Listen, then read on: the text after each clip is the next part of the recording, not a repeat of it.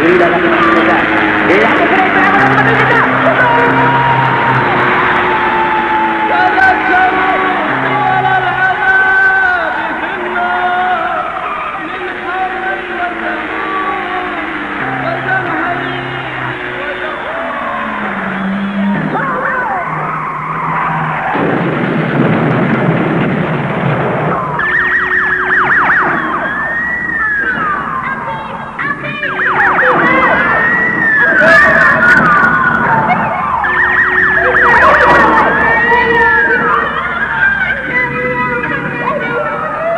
sakaraadkii dhimashaduna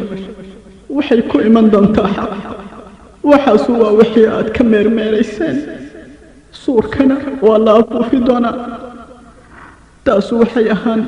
maalintii xaggeeda degni inta laga bixinayay waa maalinta qiyaame naf walbaana waxay la iman doontaa la jirka malag si uu u soo hogaamiyo iyo malagka markhaati fur ah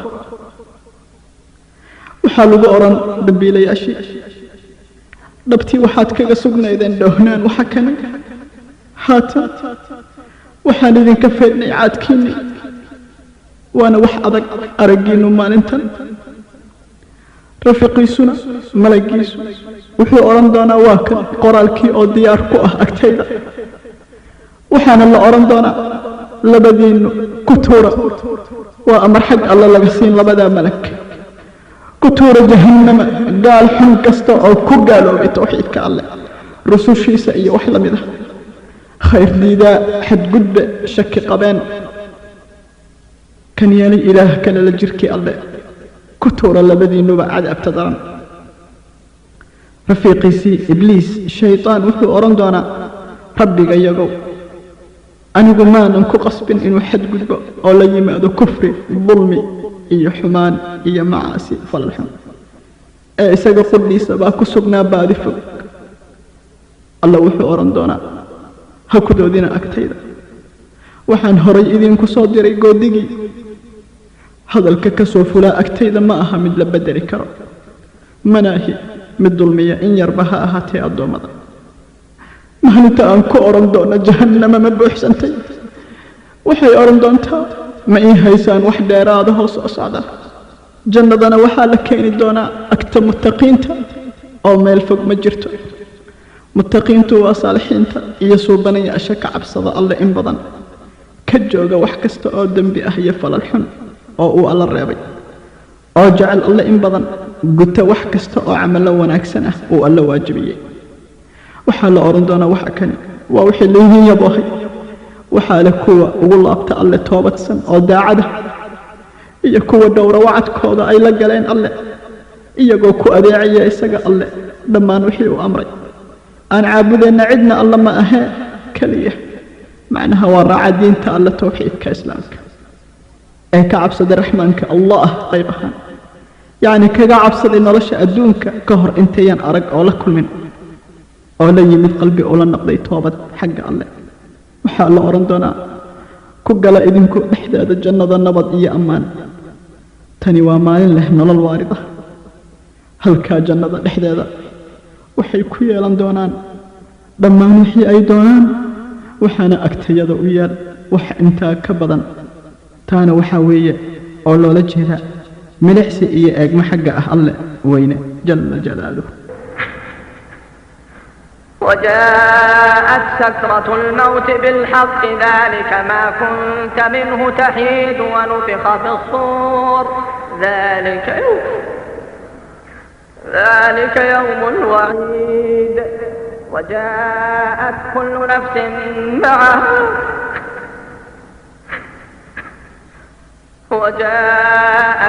نفس معها سائق وشهيد لقد كنت في غفلة من هذا فكشفنا عنك غطاءك فبصرك اليوم حديد وقال قرينه هذا ما لدي عتيد ألقيا في جهنم كل كفار عنيد مناع للخير معتد مريب الذي جعل مع الله إلها آخر فألقياه في العذاب الشديد قال قرينه ربنا ما أطغيته ولكن كان في ضلال بعيد قال لا تختصموا لدي وقد قدمت إليكم بالوعيد ما يبدل القول لدي وما أنا بظلام للعبيد يوم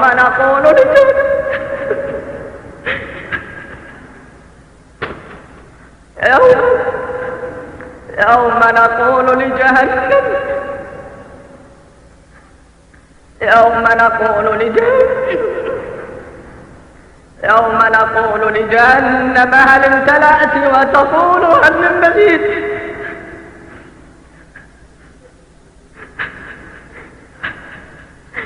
يوم نقول لجهنم هل امتلأت وتقول هل من مزيد وأزلفت الجنة للمتقين غير بعيد هذا ما توعدون لكل أواب حفيظ من خشي الرحمن بالغيب وجاء بقلب منيب ادخلوها بسلام ذلك يوم الخلود لهم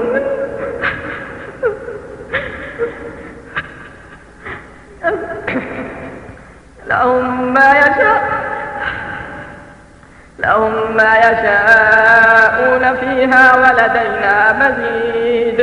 idinkana alle addoommadiisow ha illoobina geerida ha illoobina geerida ha illoobina geerida alle addoommadiisow sakaraatulmowtku waa xaalad la soo guddoonaan doonta qof kastoo aadana ah marka liibaanuhu waa qofka alla waafajiyo oo uu ilhaamiyo oo uu ku sugo qoolka sugnaanta qofka mu'minka ahi ee u hoggaansanaa alla weyne daacaddana u ahaa ee xusi jiray marka lagu yidhaahdo dheh laa ilaaha ila allah waa ku degdegaa inuu yidhaahdo oo kor ugu qaadaa codka isagoo ku faraxsan la kulankiisa alle maxaa yeelay alle baa jeclaaday la kulankiisa laakiinse dadka qaarkood ee ku noolaa waxaan ahayn daacada alle kana dhoohnaa xuska alle jalla wacala xaaladda sakaraadkoodu iyo nafbixiddoodu waa mid laga naxo oo laga argagaxo oo yaabiya ama kaag leh heer dadka hareero jooga ay ka cararaan waxaa lagu yidhaahdaa dhahaya laa ilaaha ila allah markaasay qaarkood ku hadaaqaan wixii xumaa ay ku hoolanaan jireen ee aan daacadda alla ahayn addoommadii allow ogaada addoommadii allow in sakaraadku mowdku uu daran yahay iyo in xanuunka soo gaara jirka loo dareemo ruuxda darteed marka haddii uu gaaro xanuunka nafsaddii lafteeda markaa la isweydiin mahayo kurbaddiisa iyo xanuunkiisa waxaa la sheegay xitaa inuu ka daran yahay garaacid seef iyo gooynta miinshaarka iyo garaaca buriska heer qofka uusan karayn inuu qayliyo iyadoo uu xanuun darani uu dareemahayo waxaad arkaysaa markuu qofka sakaraadku mowdku hayo inuu doonayo inuu qayliyo intii karaankiisa ah laakiinse mowdka iyo sakaraadkiisa baa jilciyey oo dhulka dhigay markii uu ku soo degana macaan gooyaha yacni malakulmowdka wuxuu qahri quwad kasta oo daciifin xuban kasta markaa bayn qofka u harayn wax xoog ah oo caqligiisu uu daboolmi iskuna dardarsami qofkana afka uu beelin lugaha iyo gacmahana uu tabarta ka qaadi waxaan hinge iyo hinraag ahayna ka maqli maysid wuxuu doonay inuu hadlo laakiinse ma karo subxaanahu dul badanaa aniguu isameeyayo caqli weynna isiiyey oo cimrigayga siyaadshayo anigoo subax noolba samaynaya dembaab samuu ceybta isaaran buu ii qariyaa sumaddeeda oo daboolaa sirahayga samaantii irdaheeda anoo ooday sallaanka marinkii zamhariiriyo saqara loogu kacaayay aan ku sii soconaayo sawahaad macsiyeed surankeeda aan qaado i eegaayo subxaanah alla maxaan surma seegtiyo la ii qoray dembi soogan alla maxaa sadrigayga shallaytooyin ku saabsan oo sugaaya naftayda dembigii aan sameeyo ka xumahay sidaan yeelay ma aan samaynin wanaag sida aan u habaabay ogaadaha isalgaaray inta uu ii samruu samayn lahaa cudurdaar aan naftaydan sanbaabtay silaaceeda u ooyo idaaha isa sabeene cimrigayga salkiisa soo hareenka dambeeya aan ku dhammaysto samaane dunuubtii aan sameeyey macid baa salka gaariyo ii samayn gacansiinoo i amaahin samaan markuu mowd isalaamee ee salcaanto naftaydu soo siyaado mariilku sanbabkayguna neefta xoog u soo wada saaro soo siyaado dhibkaygu isaameeyo kulaylku sakaraadku yimaado sukeeyuhu tashadaanee si kacoo hebel rooroo soo kaxee dhakhtar weyn arrinka ay ku sugaan ileen maanan sugaynin dhakhtar baajiya mowde ileen maanan sugaynin dhakhtar baajiya mowde dawadii la isiiyey naftayda maanay wax siin meeye dhakhtarradii meeye kalkaaliyayaashii dhakhtarrada waxba uma tarahayaan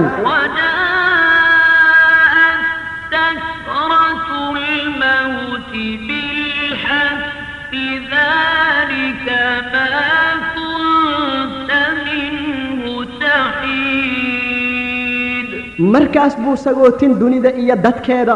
oo la xiri irdaha toobada ee suuraysa walaalkayow sida uu u geli mowdka naftaada suuraysa siibadda ruuxdaada suuraysa dhibaatadiisa iyo sakaraadkiisa iyo naxdintiisa iyo murugadiisa suuraysa birito malaggii oo ka soo bilaabaya saaridda ruuxdaada cagahaaga kadib uu ka sii saarayo ruuxda jirkaaga oo idil markiina ay kaa gaarto kurbadda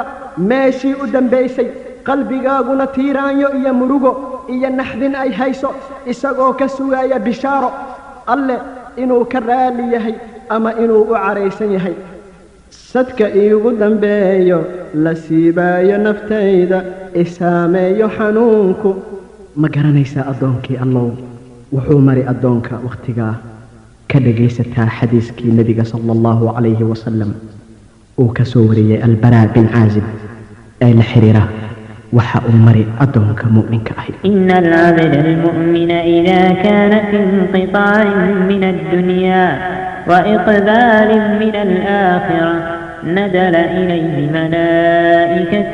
من السماء بيض الوجوه كأن وجوههم الشمس معهم كفن من أكفان الجنة وحنوط من حنوط الجنة حتى يجلسوا منه مد البصر ثم يجيء ملك الموت عليه السلام حتى يجلس عند رأسه فيقول أيتها النفس المطمئنة أيتها النفس الطيبة وفي رواية المطمئنة اخرجي إلى مغفرة من الله ورضوان قال فتخرج تسيل كما تسيل القطرة من في السقاء فيأخذها وفي رواية حتى إذا خرجت روحه صلى عليه كل ملك بين السماء والأرض وكل ملك في السماء وفتحت له أبواب السماء ليس من أهل باب إلا وهم يدعون الله أن يعرج بروحه من قبلهم فإذا أخذها لم يدعوها في يده طرفة عين حتى يأخذوها فيجعلوها في ذلك الكفن وفي ذلك الحنوط فذلك قوله تعالى توفته رسلنا وهم لا يفرقون ويخرج منها كأطيب نفحة مسك وجدت على وجه الأرض قال فيصعدون بها فلا يمرون يعني بها على ملأ من الملائكة إلا قالوا ما هذا الروح الطيب فيقولون فلان ابن فلان بأحسن أسمائه التي كانوا يسمونه بها في الدنيا حتى ينتهوا بها إلى السماء الدنيا فيستفتحون له فيفتح لهم فيشيعه من كل سماء مقربوها إلى السماء التي تليها حتى ينتهي به إلى السماء السابعة فيقول الله عز وجل اكتبوا كتاب عبدي في عليين وما أدراك ما عليون كتاب مرقوم يشهده المقربون فيكتب كتابه في عليين ثم يقال أعيدوه إلى الأرض فإني وعدتهم أني منها خلقتهم وفيها أعيدهم ومنها أخرجهم تارة أخرى قال فيرد إلى الأرض وتعاد روحه في جسده أدونك مؤمن كاهي مركي الدنيا uga dhamaato oo aakhiro soo abaarto waxaa samada uga soo dega malaa'ik wajiye cadcad oo wajiyadooda qorax la moodo oo wata kafan iyo carfiyayaal ay jannada ka keeneen markay ili qabatay u soo jiraan bay fariisanahayaan dabadeedna waxaa imanahaya malaga dhimashada oo inta madaxa ka fariista ku oranhaya naf yahay suubani warin kale waxay leedahay naf yahay degani soo bax oo aad dambi dhaafka rabbiga iyo raalinimadiisa wuxuu yiri markaasay soo baxaysaa oo soo siibanaysaa sida dhibacda biyaha ahi xabka uga tifiqdo markaasuu qaadahaya warin kale waxay leedahay saa markii ay soo baxdo waxaa ku salliya yacni u duceeya malag kasta oo samada iyo dhulka dhexdooda jooga iyo malag kasta oo samada jooga waxaana loo furaa irdaha samada ma jiro irid aan ka baryayn alle in xaggeeda laga soo geliyo ruuxdiisa markii uu saaro malagu mowdka ruuxda qofka mu'minka ahi isla markiiba waxaa kala wareegahaya malaa'igta jannada oo kafantii gelinhaya qurundhowrihiina marinhaya waana meesha uu alle ka yidhi waxaa oofsanaya rusushayada yacni malaa'igtayadii aan u soo dirnay iyagoo aan ku gabood falayn markaasay soo baxaysaa iyadoo u soo carfaysa sida barafuunka adduunka ugu odgoon wuxuu yidhi markaasay kor la aadayaan markaasay malaa'igtay sii maraanba odhanaysaa maxay ahayd ruuxdan wanaagsani markaasay ku odhanayaan waa hebel hebel iyagoo ku sheegaya magacii u fiicnaa ee adduunyada looga yeeri jiray markay samada suka tagaan bayna garaacayaan oo laga furahayaa samo kastana waxaa ka sii raacahaya kuweeda la dhoweeyo oo tan xigto gaarsiinahaya markay samada toddobaad gaaraan buuna alle odhanayaa addoonkayga qoraalka buuggiisa ku qora cilliyiin maxaa kaa yeeli doona inaad ogaatid waxa uu yahay cilliyuun waa diiwaan qoran oo ay gacanta ku hayaan malaa'igta u dhow markaasaa kitaabkiisa lagu qoraa cilliyiinka markaasaana la yidhaahdaa isagana dhulka ku celiya qowl baa iga dhacaye waxna waan u yabohay inaan iyada ka abuuray oo ku celinhayo mar kalena aan ka soo saari doono markaasaa dhulka loo soo celinayaa oo ruuxdiisii jirkiisa lagu soo celinhayaa intaydan maqlinna tilmaanta rasuulka sala allahu calayhi wasalam waxaa la soo gudboonaan meydka mu'minka ahi markii ruuxda lagu soo celiyo kaalaya aan dhagaysanee waxaa ku dhici kaafirka ama faajirka markuu sakaraadku mowdka hayo oo suurayso farqiga u dhaxeeya isaga iyo mu'minka وإن العبد الكافر وفي رواية الفاجر إذا كان في انقطاع من الدنيا وإقبال من الآخرة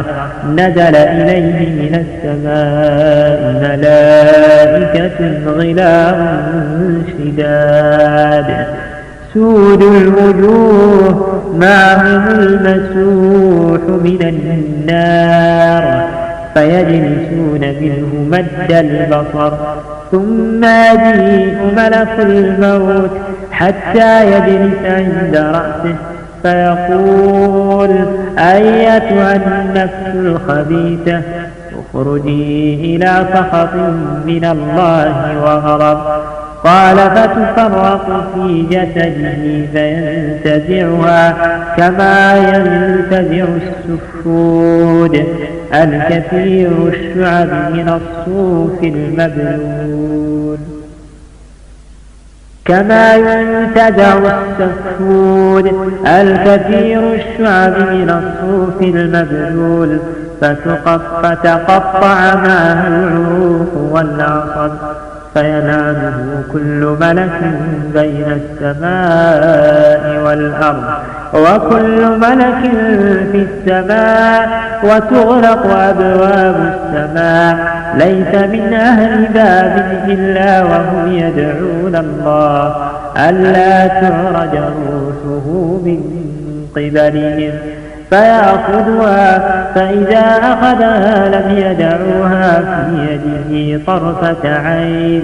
حتى يجعلوها في تلك المسوح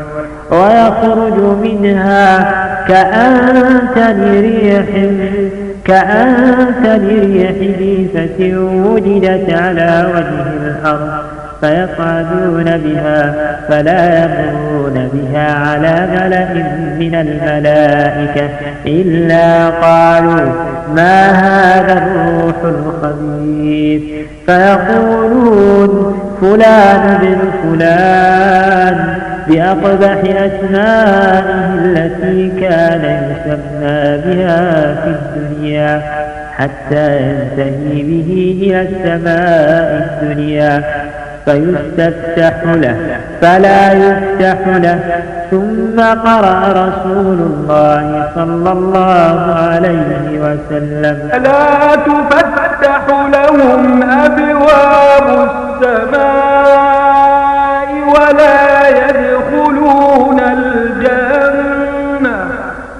ولا يدخلون الجنة حتى يلج الجمل في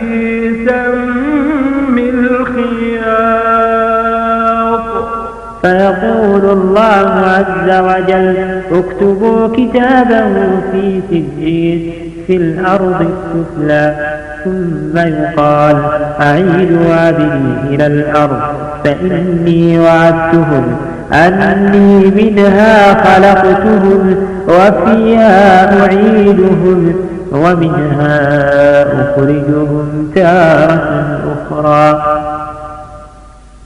فتطرح روحه من السماء طرحا حتى تقع في جسده ثم قرأ ومن يشرك بالله فكأنما خر من السماء فتخطفه الطير أو تهوي به الريح في مكان سحيق فتعاد روحه في جسده أدونك قال كأهنا ورينك لو حيلاده فاجر كأه مركي أدونك أغدماته oo aakhiro afka ku soo kala qaado waxaa samada uga soo degaya malaa'ig wajiye madmadow oo kolay naar ah wata markay ili qabatay u soo jiraan bayna fariisinahayaan dabadeed waxaa u imaanaya malaga dhimashada oo inta madaxa ka fariista oranhaya ma fiihay xumi u soo bax caradii ilaahay iyo ciilkiisii markaasay jirkiisa ka soo soocmaysaa sida dufta qoyan qodaxda looga siibo oo kale uuna uga soo siibahayaa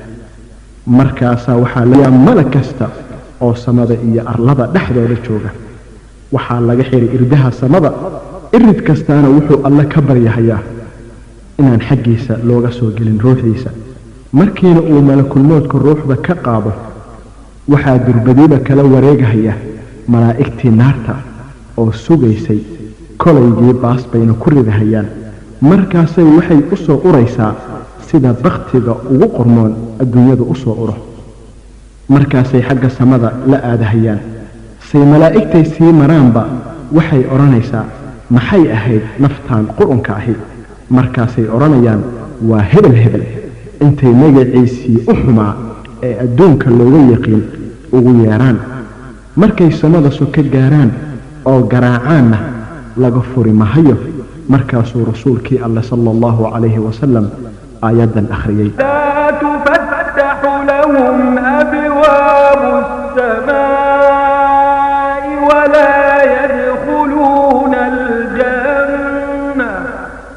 ولا يدخلون الجنة حتى يلج الجمل في سم الخياط irdaha samada loo furi mahayo jannadana geli mahayaan jeer ratigu cirbadda duleelkeeda galo markaasuu alla odhanhayaa qoraalkiisa ku qora sijiin oo dhulka u hooseeya yaal oo la odhanna u celiya addoonkayga dhulka waayo waan u yaboohay inaan iyada ka abuuray iyadana ku celinayo oo aan iyada ka soo saari doono mar kale markaasaa ruuxdiisii lasoo tuurhayaa markaasuu misna akhriyey nebigu sala allahu calayhi wasalam aayaddan ومن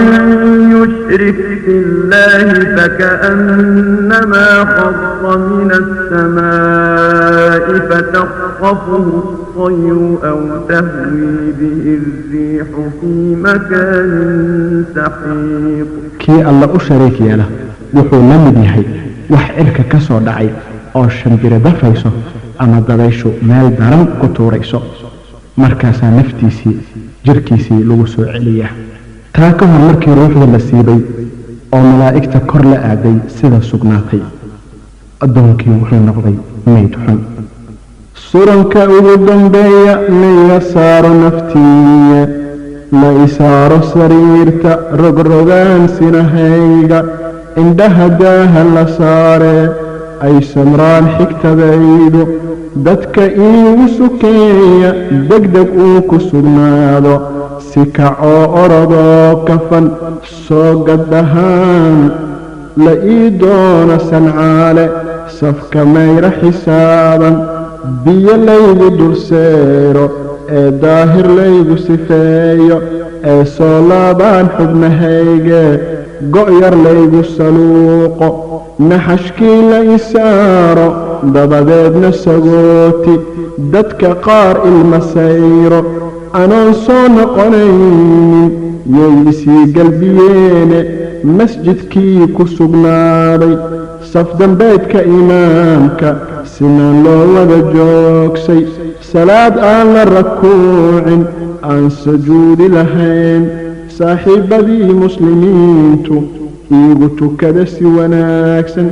bal in saamaxa eebbe dembi dhaaf la isiiyo halkan walaal xusuuso imise jeer ayaad ahayd mid meytida ku tukada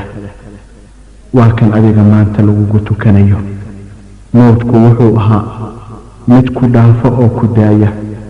oo qaata kayrka waa kan hadda kayrkaa dhaafi oo iska dayn oo ku qaadan adiga surankii qabrigaa la ii qaaday sintiisa anoo laysido aayar sabadkii la igee sayidka uu xukunkiisa iga siiyey adduunka inta suur ku dhawaaqi meel ku sii sugidii ah dhaxdin aansal ahayn sancada kii u yaqaanayday salka hoose dhigeen la iseexi xabaasha maraduu si fudayda dhabankii uga saaray si uu ciidda u taabto luxudkii la isaar dhismihii ku sameeye soo bax loo gacantaag siigadii ugu doobe duca laygu sagooti u sakhir eebba ahayd la isaamax dabadeed dadka kiisa samaa xagge iiga tegaysaan gacaliyayaal ma keligay baad iga tegaysaan sidaabay kaaga jaysanayaan dhammaantood maskiin yahow waxaa kaa tegi ehelkii iyo carruurtii adigoo sagootiyey guryihii iyo maalkii waxay kugu rogeen ciid saddex cisho dabadeed aaway jirkaagii wanaagsanaa wallaahi abuur baa cunay waxaabay noqotay lafa bololay qabriga hooyo ku saadiyo aabbahaa wax ku siiyo walaalkuu samri yeeshiyo kuuma jooga sukeeye gacan siima sugaysid saatirow malihi maciin aan sugaayo subxaanow adi mooye sadrigiisii munkaro nakiir uu la socdaan sawirkooda arka oo hortayda istaagay iweydiiyey su'aalo halkan waxaa loo celin ruuxdii jirka maxaa la soo gudboonaan addoonka muuminka ahi ka dhegaysataa xadiiska albaraa bin caazib radia allaahu canhu قال فإنه يسمع خف نعال أصحابه إذا ولوا عنه مدبرين فيأتيه ملكان شديد الانتهار فينتهرانه ويجلسانه فيقولان له من ربك فيقول ربي الله فيقولان له وما دينك فيقول ديني الإسلام فيقولان له ما دينك فيقول دين الإسلام فيقولان له ما هذا الرجل الذي بعث فيكم فيقول هو رسول الله صلى الله عليه وسلم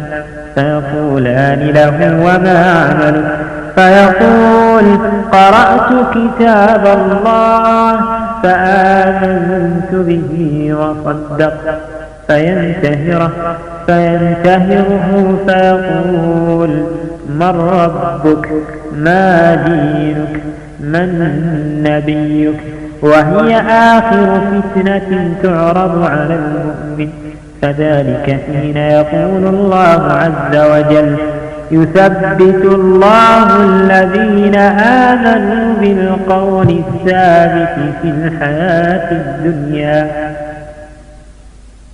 فيقول ربي الله وديني الإسلام ونبي محمد صلى الله عليه وسلم فينادي مناد في السماء أن صدق عبدي فأفرشوه من الجنة وألبسوه من الجنة وافتحوا له بابا إلى الجنة قال فيأتيه من روحها وطيبها ويفتح له في قبره مد بصره قال ويأتيه وفي رواية يمثل له رجل حسن الوجه حسن الثياب طيب الريح فيقول أبشر بالذي يسرك أبشر برضوان من الله وجنات فيها نعيم مقيم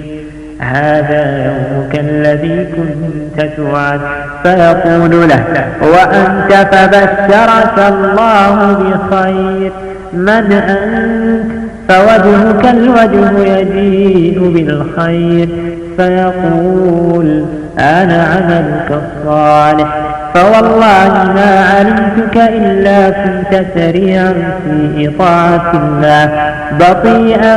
في معصية الله فجزاك الله خيرا ثم يفتح له باب من الجنة وباب من النار فيقال هذا منزلك لو عصيت الله أبدلك الله به هذا فإذا رأى ما في الجنة قال رب عجل قيام الساعة كيما أرجع إلى أهلي ومالي فيقال له اسكن wuxuu yidhi wuxuu maqli shanqarta kabaha asxaabtiisa markii ay ka tegayaan markaasaa waxaa u imaanaya laba malag oo ku odhanaya waa kuma rabbiga markaasuu odhan rabbigay waa alle markaasay ku odhan diintaaduna waa tee markaasuu odhan diintaydu waa islaam markaasay odhan ninka laydiin soo diray muxuu ahaa markaasuu odhan rasuulkii alluu ahaa sala allahu calayhi wasalam. markaasay ku odhanayaan camalkaagu muxuu ahaa? markaasuu odhanayaa kitaabka allaan akhristay oo aaminay oo rumeeyey. markaasuu qaban oo ku odhan waa kuma rabbiga, diintaaduna waa tee, waa kuma nebigaagu. waana imtixaanka ugu dambeeya uu addoonka marayo, waana meeshuu alle ka yidhi alla wuxuu ku sugaa qowlka sugnaanta kuwa rumeeyey intay joogaan adduunka. markaasuu odhan rabbigay waa alle, diinteeduna waa islaam, nebigayduna waa muxamed sala allahu calayhi wasalam. markaasuu naadiye samada kaga naadinayaa addoonkayga run buu sheegay, ee gogasha jannada u dhiga, dharka jannadana u geliya, jannadana irid uga soo fura. markaasaa waxaa u soo gelaya neecawdeeda iyo udgoonkeeda, qabrigana waa loo waasicinahayaa oo inta ishiisu qabataa loo geelhayaa. waxaa u imaanhaya nin qurux badan oo dhar qurux badan qaba, udgoonna ka soo urhaya. markaasuu ku odhanayaa ku bishaarayso wax kaa farxiya, waatan maalintii laguu yaboohi jiraya. markaasuu ku odhanayaa kumaa tahay? wejigaagu nin khayr waduu u egyahaye. markaasuu odhanayaa camalkaagiisuu banaa baan ahay, oo waa igu wallaahi waxaan kugu aqiin inaad u dheerayn jirtay daacadda alle iyo khayrka, oo aad ka joogi jirtay ku caasinta alle, ee ilaahay khayr ha kugu gudo. dabadeed waxaa loo furayaa iridda jannada iyo iridda naarta, oo la odhan kan wuxuu ahaan lahaa ruunkaagii haddii aad alle ku caasin lahayd. waxaa loola jeedaa naarta. ilaahay wuxuu kugu bedelay waxa kan yacni jannada. markii uu arko waxa jannada yaal, markaasuu odhanayaa rabbiyow saacaddii qiyaama rid, rabbiyow saacaddii qiyaama rid, aan xaaskayga iyo maalkayga aada ah. waxaase ku dhici addoonka gaalka ahi ama faajirka ah marka loo celiyo ruuxdiisa jirkiisa. wuxuu ku caddeeyey rasuulkii alla sala allahu calayhi wasalam xadiiska قال فإنه لا يسمع خفق نعال أصحابه إذا ولوا عنه، ويأتيه ملكان شديد الانتهار فينتهرانه ويجلسانه فيقولان له من ربك؟ فيقول لا أدري. فيقولان له ما دينك؟ فيقول لا أدري. فيقولان فما تقول في هذا الرجل الذي بعث فيكم؟ فلا يهتدي لاسمه فيقال محمد. فيقول لا أدري، سمعت الناس يقولون ذاك. قال فيقال لا دريت ولا تلوت. فينادي مناد من السماء أن كذب، فافرشوا له من النار وافتحوا له بابا إلى النار، فيأتيه من حرها وسمومها ويضيق عليه قبره حتى تختلف فيه أضلاعه. ويأتيه وفي رواية ويمثل له رجل قبيح الوجه قبيح الثياب منتن الريح، فيقول أبشر بالذي يسوءك، هذا يومك الذي كنت توعد. فيقول وأنت؟ فبشرك الله بالشر. من أنت؟ فوجهك الوجه يجيء بالشر.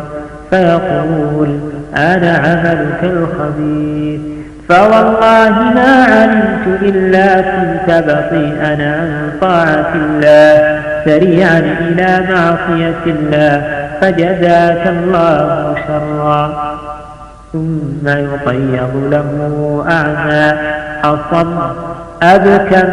في يده مرزبة لو ضرب بها جبل كان ترابا، فيضربه ضربة حتى يصير بها ترابا، ثم يعيده الله كما كان فيضربه ضربة أخرى فيصيح صيحة يسمعه كل شيء إلا الثقلين ثم يفتح له باب من النار ويمهد من فرش النار فيقول رب لا تخزِ الساعة wuxuu yidhi wuxuu maqlay shanqarta kabaha asxaabtiisii markii ay ka tegayaan waxaana u imanaya laba malag oo intay qabtaan fariisinaya markaasay ku odhanayaan waa kuma rabbiga markaasuu odhanayaa haa garan mahayo markaasay ku odhanayaan diintaaduna waa tee markaasuu odhan haa garan mahayo markaasay odhanayaan ninkan la idiin soo diray muxuu ahaa saa kuma hanuunaya magaciisa waxaa la odhan maxamed markaasuu odhanayaa haa garan mahayo waxaan maqlay dadkoo leh sidaa wuxuu yidhi waxaa la odhan ha garan markaasaa samada looga naadinaya addoonkayga been buu sheegay marka gogol naareed u dhiga naartana albaab uga soo fura markaasay kuleelkeeda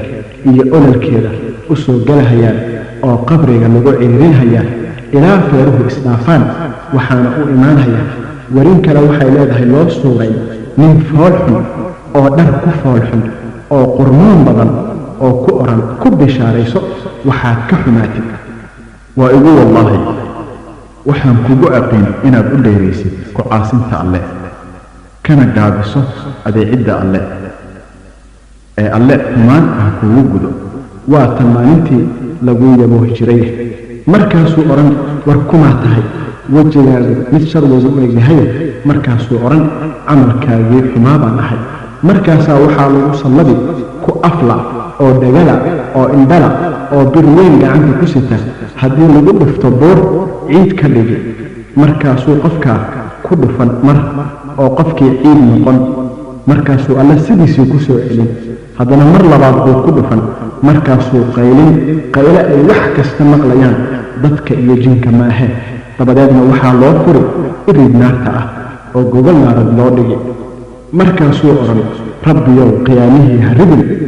ha ilaadina qabriga ogaadana in cadaabta qabrigu shaki ku jirin qabriguna waa beer ka mida beeraha jannada ama god ka mida godadka naarta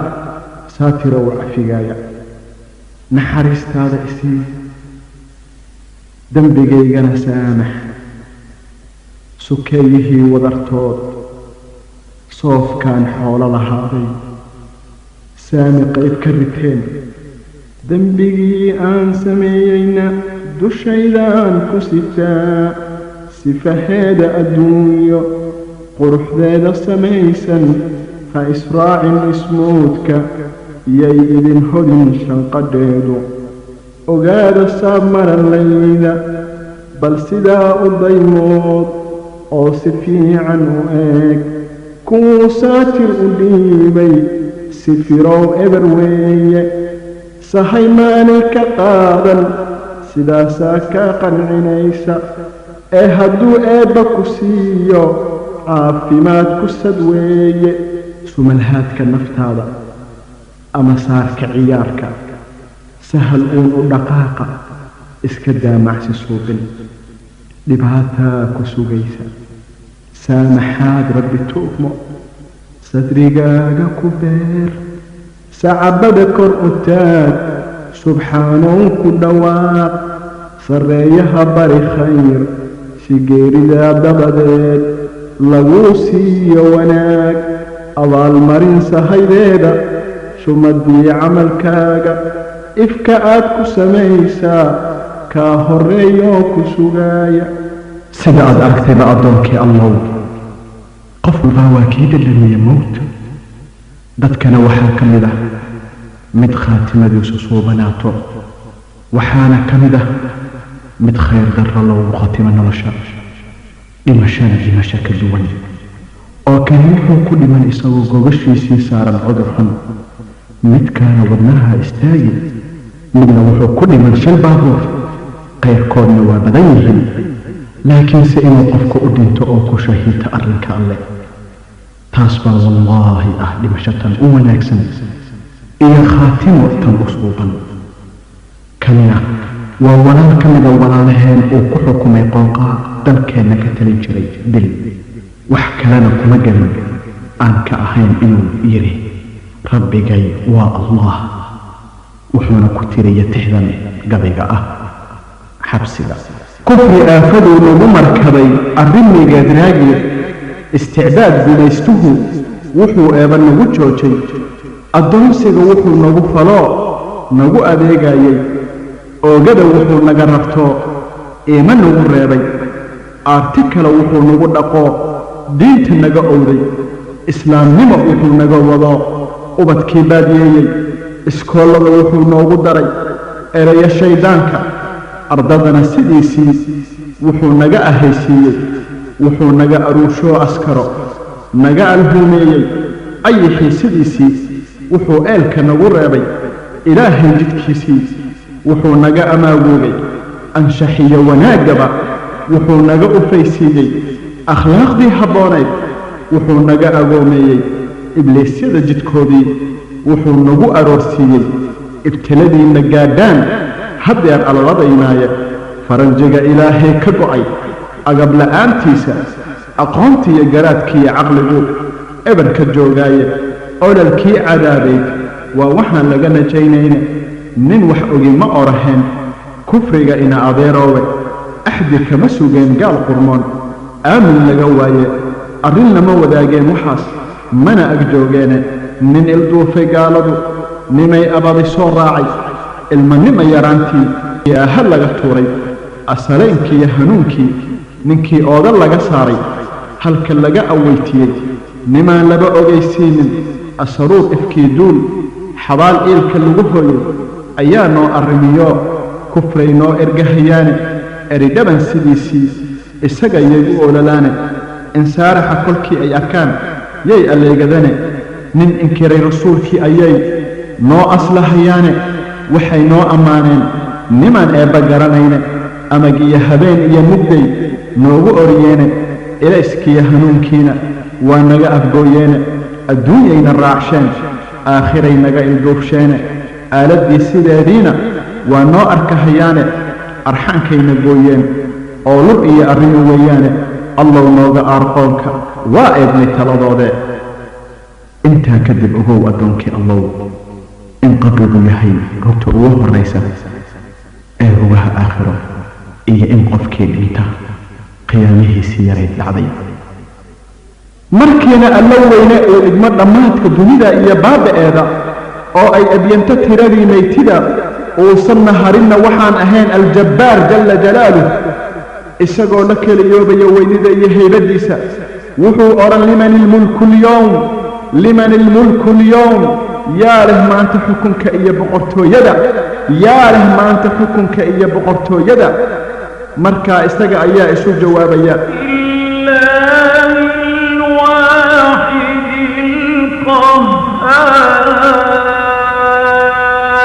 waxaa leh allaha waaxidka ah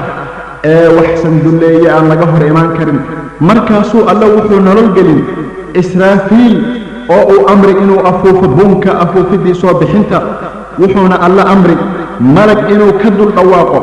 buur ku taal baytulmaqdeska falastiin, lafayahu bololay iyo jiryahu googo'ay. alla wuxuu idin amrahayaa inaad isugu soo kulantaan maxkamadda alle ee lagu kala baxayay, dhagaysana maalinta uu dhawaaquhu meel dhow ka dhawaaqi doono, maalinta ay maqli doonaan qayle xaq ah, taasu waxay ahaan doontaa maalinta ka soo bixidda qabuuraha, maalinta qiyaamo. واستمع يوم ينادي المناد من مكان قريب يوم يسمعون الصيحة بالحق ذلك يوم الخروج ومaalinta laga soo bixi doona qabuuraha. يوم تبدل الأرض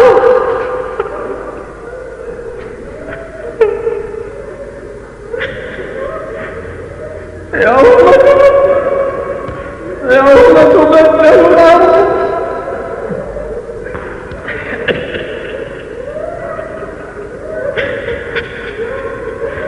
يوم تبدل الأرض غير الأرض والسماوات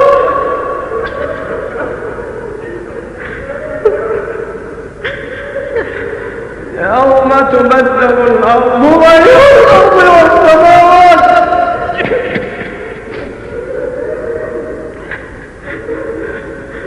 يوم تبدل الأرض غير الأرض والسماوات وبرزوا لله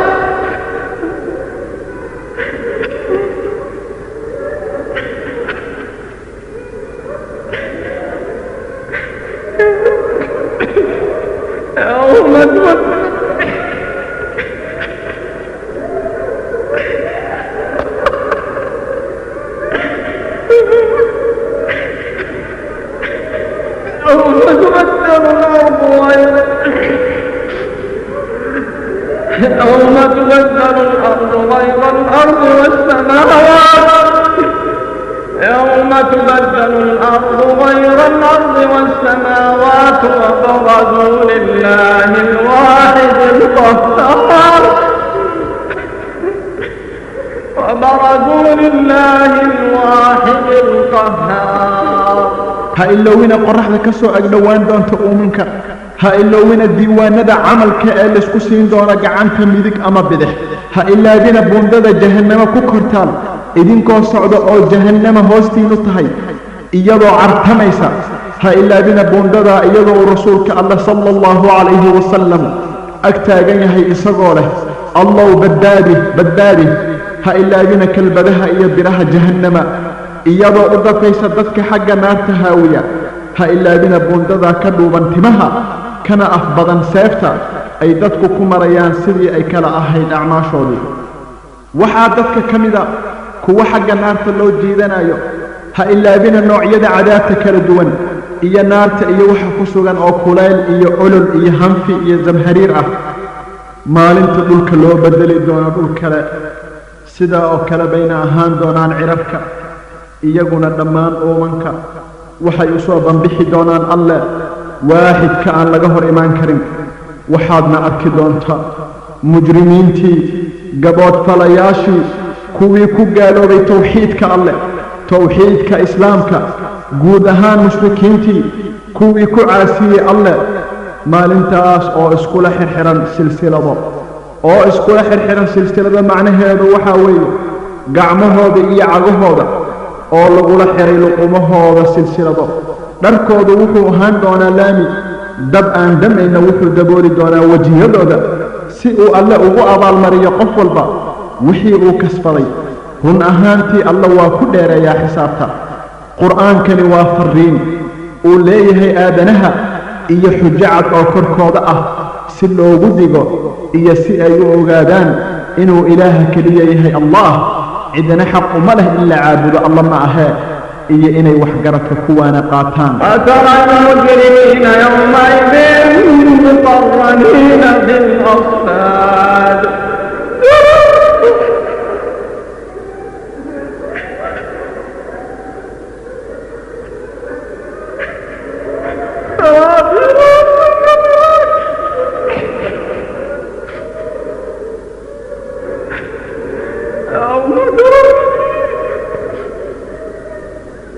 يوم تبدل الأرض غير الأرض والسماوات وبرزوا لله الواحد القهار وترى المجرمين يومئذ مقرنين في الأصفاد سرابيلهم من قطران وتغشى وجوههم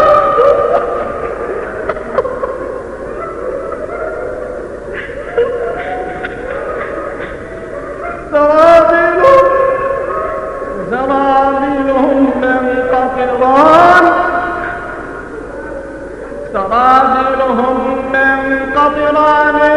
وتغشى وجوههم النار ليجزي الله كل نفس ما كسبت إن الله سريع الحساب هذا بلاغ للناس ولينذروا به وليعلموا أنما هو إله واحد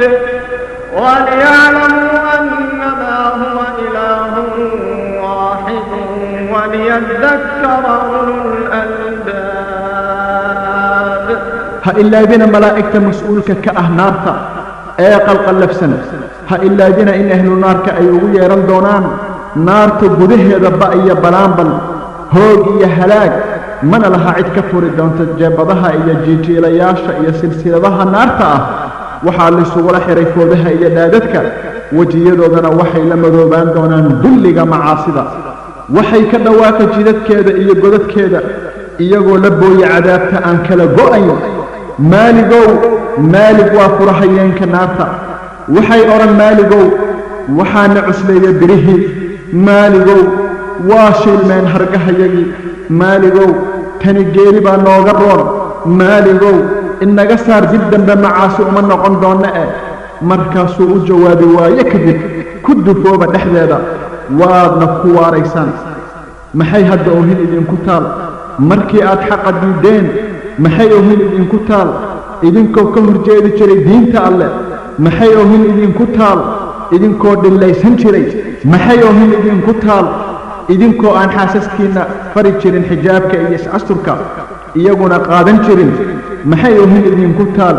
idinkoo qaad khamri iyo xaaraan cuni ama cabbi jiray maxay oohin idinku taal waa tii aad salaada dayici jirteene maxay oohin idinku taal waa taydaan wax u bixin jirin sake iyo sadaqa ah diinta alleh maxay oohin idinku taal idinkoo waalidkiin ku caashin jiray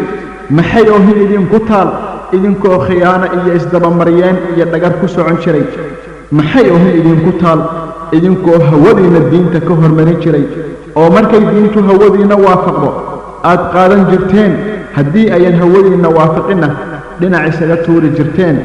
wuxuu alla yidhi isagoo ka warrami taa ونادوا يا مالك ليقض علينا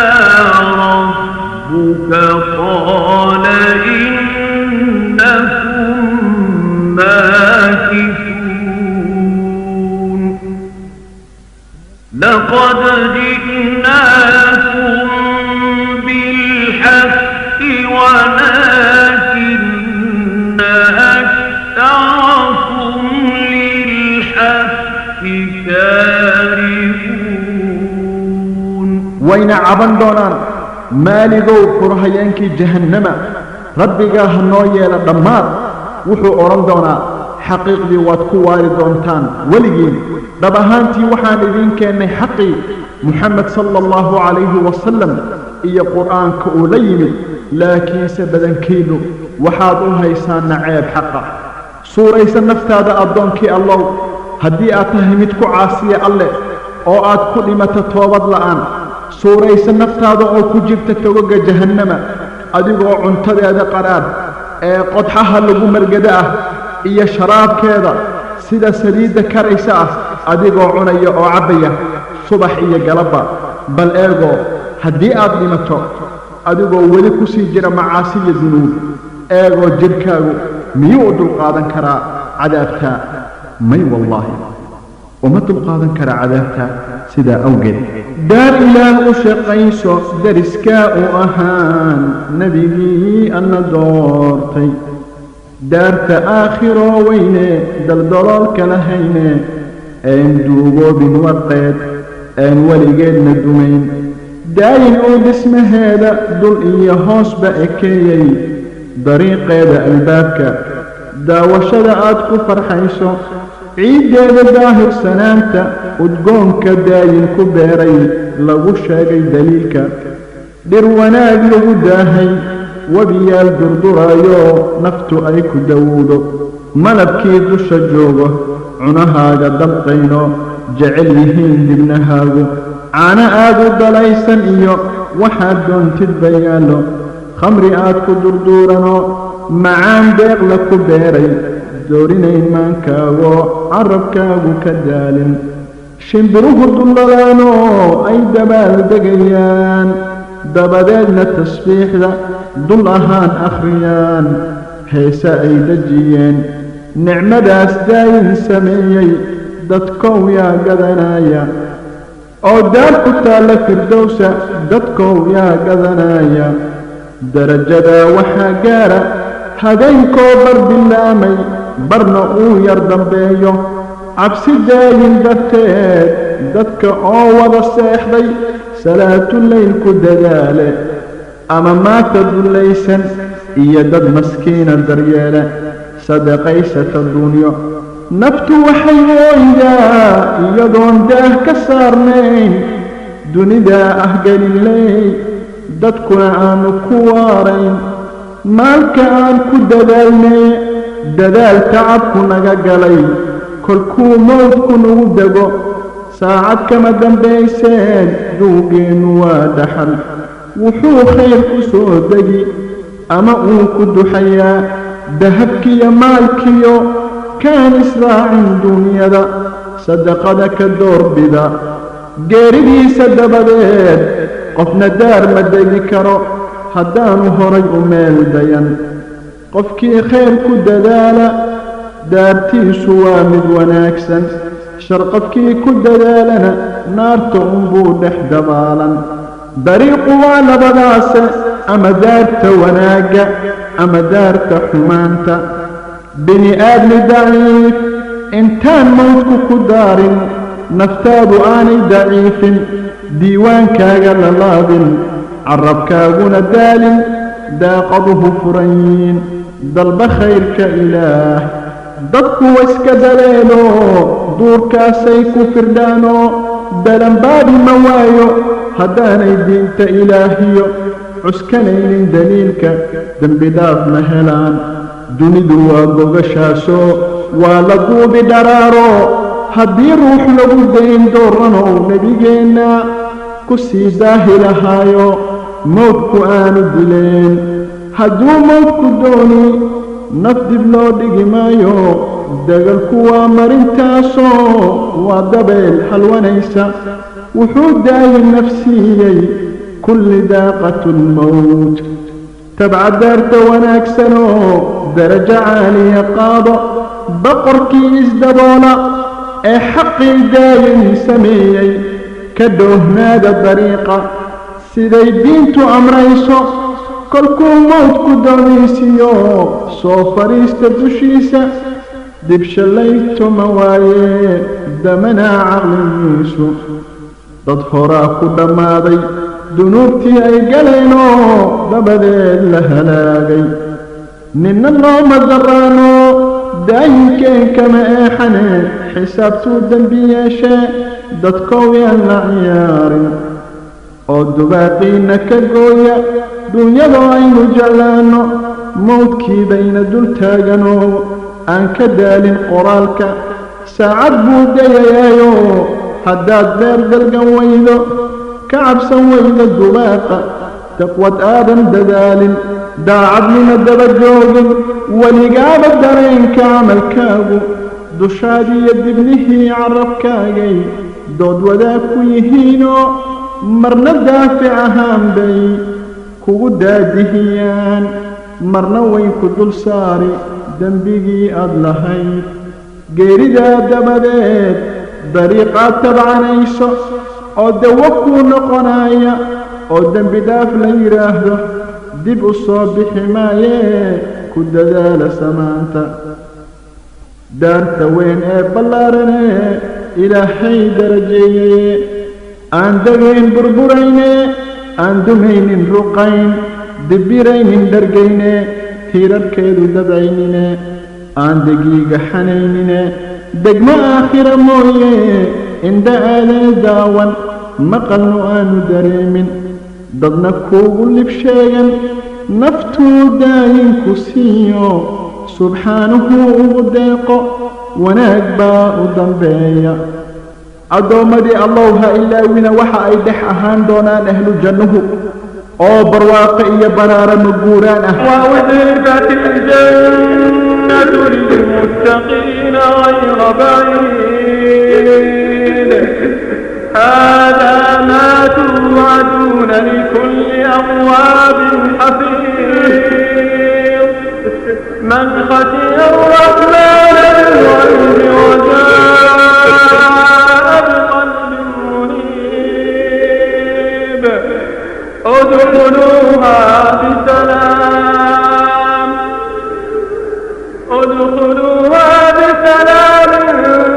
ذلك يوم الخلود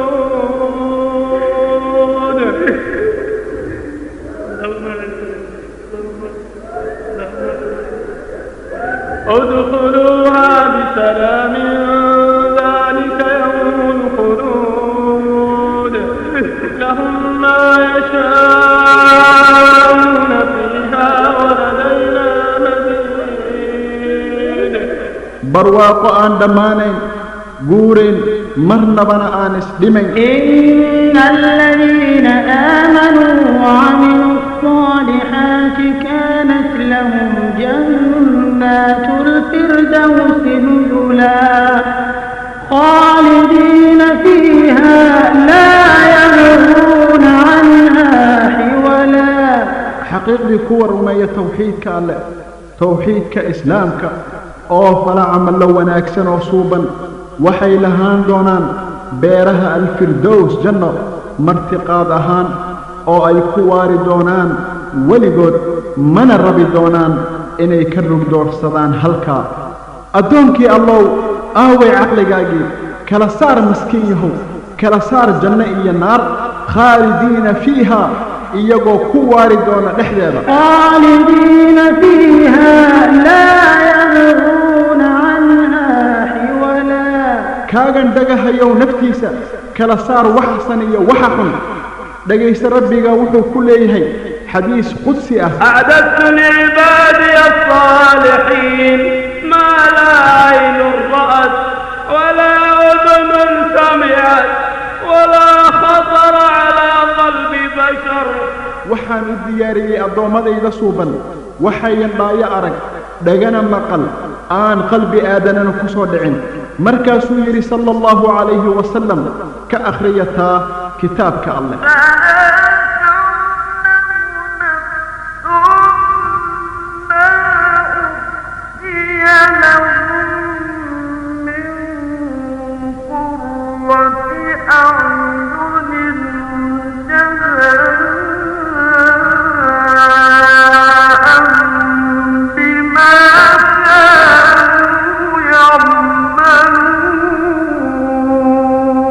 qofna ma oga waxa loo qariyey iyaga oo indha qabowsi raaxo iyo farxad ah waa abaalkii waxa ay fali jireene addoonkii allow waa jannadii daar ilaahay darajeeyey aan dhagayn burburayn aan dhumaynin ruqayn ayan ehelkeeda duqoobin dharkooduna duugoobin cudur iyo bugtana lagu dareemin kaadi saxaro iyo caada intaba aan laga aqoon aadan ku maqlayn hadal macno darro ah iyo dembi aad ku maqlayso oo keliya nabaadin iyo hadal san dhagayso walaalkayow waxaa dhexdeeda ah فيها أنهار من ماء غير آسن وأنهار من لبن لم يتغير طعمه وأنهار من خمر لذة للشاربين وأنهار من عسل مصفى ولهم فيها من كل الثمرات ومغفرة من ربهم كمن هو خالد في النار وسقوا ماء حميما فقطع أمعاءهم waxaa dhexdeeda ah webiyaal biyo ah oo dhadhanka iyo urkooda isbedelay iyo webiyaal caano ah oo uusan dhadhankoodu doorsamayn iyo webiyaal khamro ah oo u macaan kuwa cabbaya iyo webiyaal malab la saafi yeelay ah dhexdeeda jannada waxay ku leeyihiin midho nooc kasta iyo dembi dhaaf ka yimid rabbigood kuwani muttaqiinta dhowrson ma la mid baa kuwaa geli doona iyagoo ku waaraya naarta dabka aan dhamayn ah ee la siin doonana si ay uga waraabaan biyo kulul oo beel karaya ah oo markaa googooya xidmahooda addoonkii allow saad sii qaado oo diyaargarow hortaada waxaa ah safar dheer iyo ku nagaasho qubuuro muddo uusan garanayn alla ma ahee waxaa kuu wehel noqon qabriga gudihiisa waa camalkaagii haddii uu wanaagsanaa hambalyo guddoon haddii uu xumaana hoog baa kuu sugnaaday intaa kadib addoonkii allow waa adiga maqlay sida uu soo weeraray macaan gooyaha waa mawdka ah qofkaasi si kadisa ballan hore la'aan sida uu soo weerarayna adna waa kugu soo maqan yahay ee ka faa'iidayso fursadda aad haysato ulana laabo rabbiga toobad sano run ah allana waa ku farxaa toobada addoonkiisa hana ka quusan naxariista alle oo alle wuxuu ugu bishaareeyey addoommadiisa dembi dhaaf oo wuxuu yidhi قل يا عبادي الذين أسرفوا على أنفسهم لا تقنطوا من رحمة الله إن الله يغفر الذنوب جميعا إنه هو الغفور الرحيم dheh addoommadayda ku xadgudbayow naftooda inay la yimaadeen dembiye iyo falal xuno sharax darteed ha ka quusanina naxariista alle xaqiiqdii alle waa uu dhaafaa dembiyada oo dhan runtii isagu alle waa dembi dhaafaha naxariista badan ee u laaba addoonkii allow rabbiga oo u hoggaansanow si dhan kana dheerow ku caasinta alle hana ilaabin geerida ha ilaabin geerida ha ilaabin geerida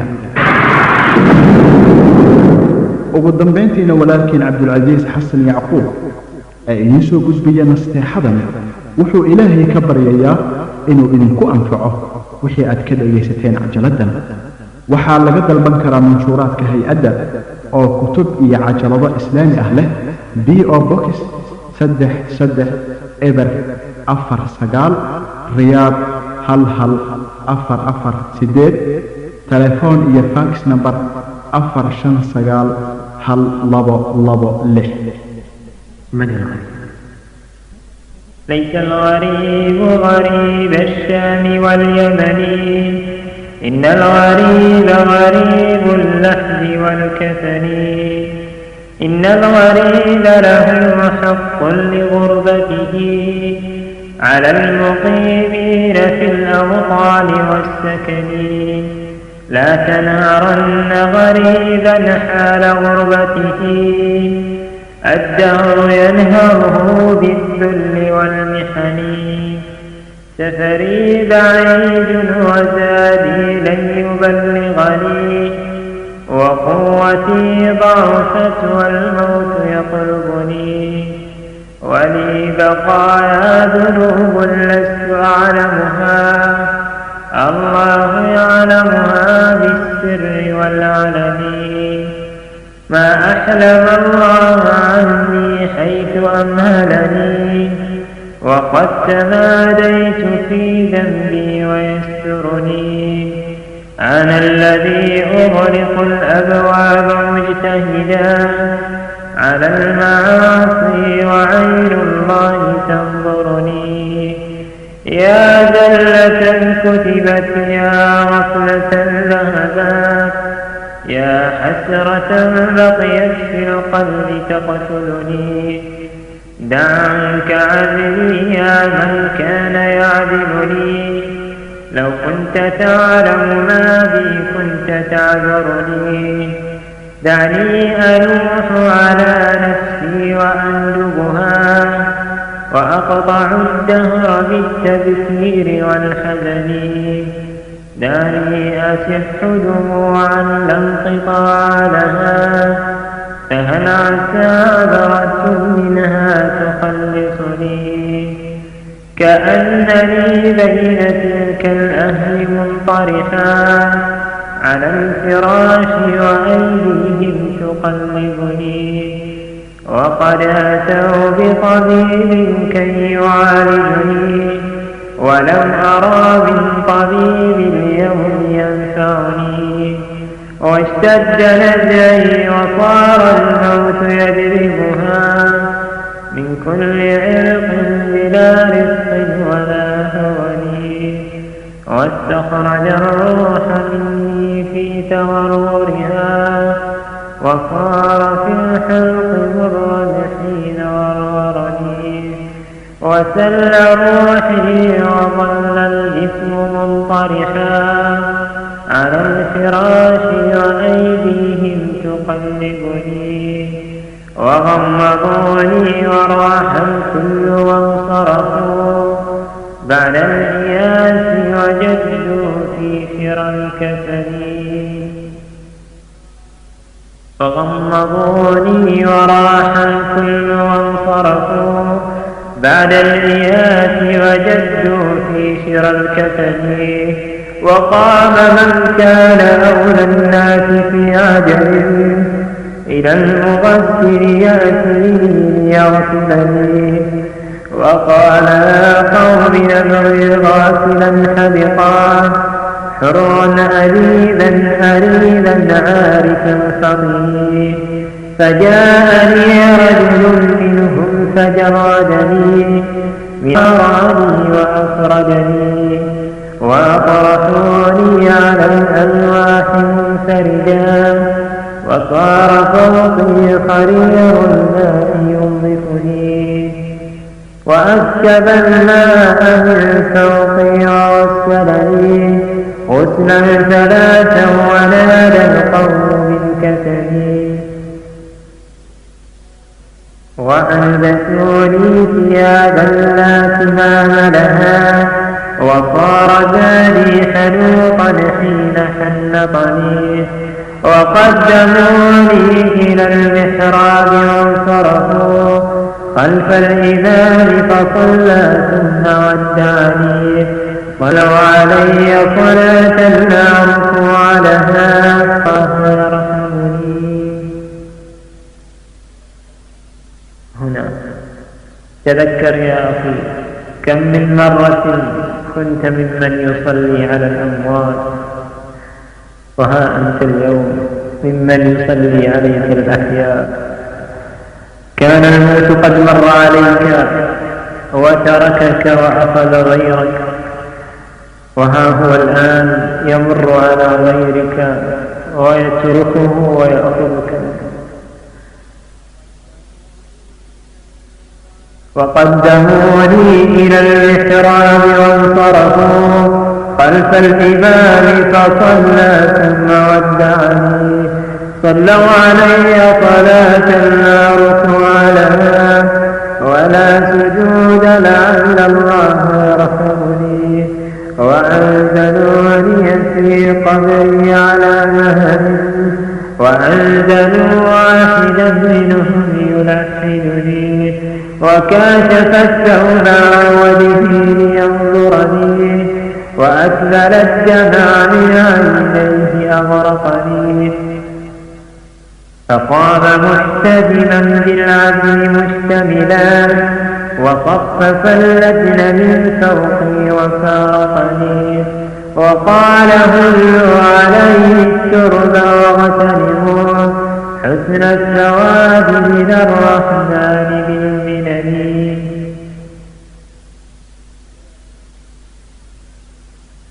إلى أين أيها الأحباب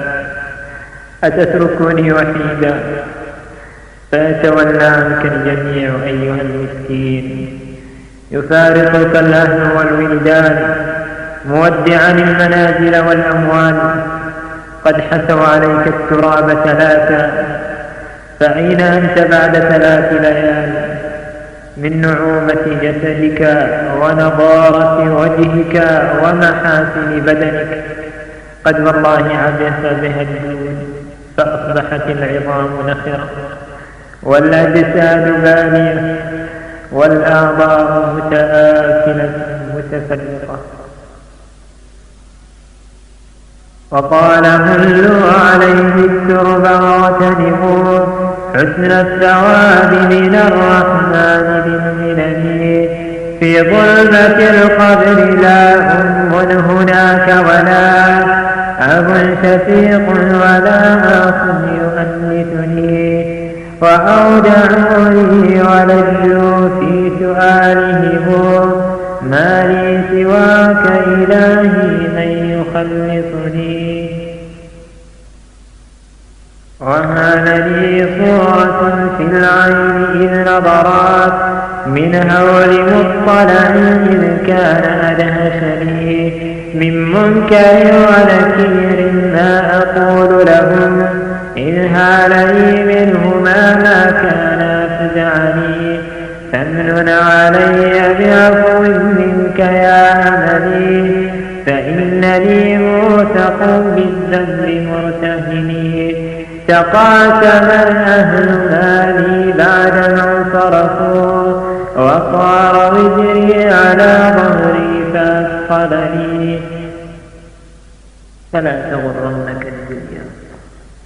فلا تغرنك الدنيا وزينتها وانظر إلى فعلها في الأهل والوطن وانظر إلى من حوى الدنيا بأجمعها هل راح منها بغير الزاد والكفن خذ القناعة من دنياك وارض بها لو لم يكن لك إلا راحة البدن